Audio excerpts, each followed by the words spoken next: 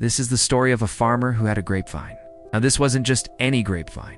It was the best grapevine around. Its grapes were plump and juicy, sweet and delicious.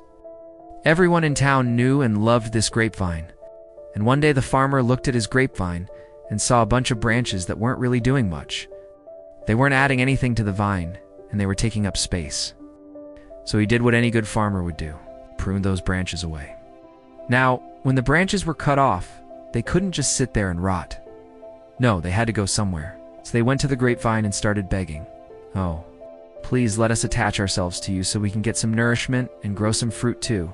And the grapevine was like, "Okay, you guys can attach yourselves to me, but I want something in return. I want you to bear fruit." The branches were like, "Okay, no problem, we'll bear fruit." But then they looked around and realized, wait, we don't have any way to attach ourselves to each other or to the grapevine. How are we supposed to bear fruit? The grapevine said. "Well, if you look below you, you'll see some roots. Attach your roots to the roots of the vine, and I'll help you grow fruit." So the branches did just that. They attached their roots to the roots of the vine, and lo and behold, they began to grow fruit. And the fruit they bore was even sweeter than the fruit the grapevine bore alone. This is the story of the vine and the branches. If that sounds familiar, it's because it's the exact story Jesus told his disciples in John chapter 15. But maybe you didn't realize it was a story, because Jesus used it to teach us how to live fruitful lives. He said, "I am the vine, you are the branches. If you remain in me and my words remain in you, ask whatever you wish, and it will be done for you." Now, before we go any further, I want to say this. Jesus isn't comparing us to branches that just sit there and bear fruit.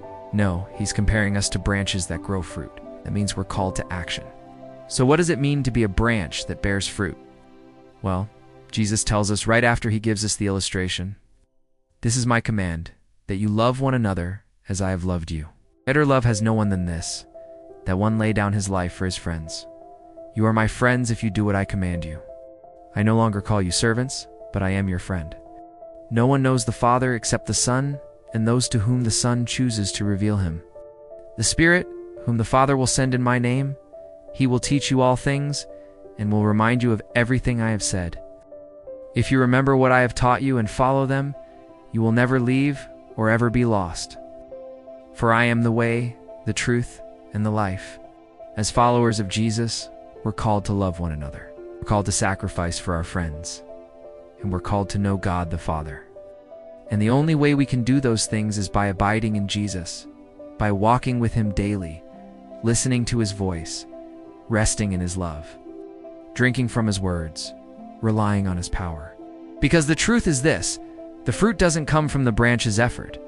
It comes from its connection to the vine. And yes, there will be times when we're called to prune away dead branches in our lives. There will be times when we need to cut out sin and selfishness, pride and fear. But pruning hurts, and it's for our good. And when we're done being pruned, we can still abide in Christ. But here's the thing.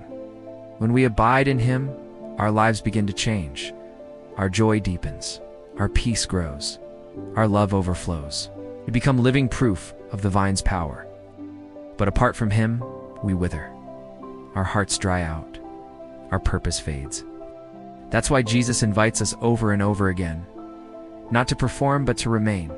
So are you abiding in Christ today? Are you letting him prune you so you can bear more fruit? Or are you trying to do it all on your own? Jesus didn't ask us to be impressive. I asked us to stay connected. "I am the vine," he said. "You are the branches. If you remain in me and my words remain in you, ask whatever you wish, and it will be done for you." Thank you for watching. If this message rooted you in hope today, be sure to like, share, and subscribe for more truths that draw you closer to Jesus. And remember, stay connected to the vine and let his life flow through you. Until next time, keep abiding, keep bearing the fruit that lasts.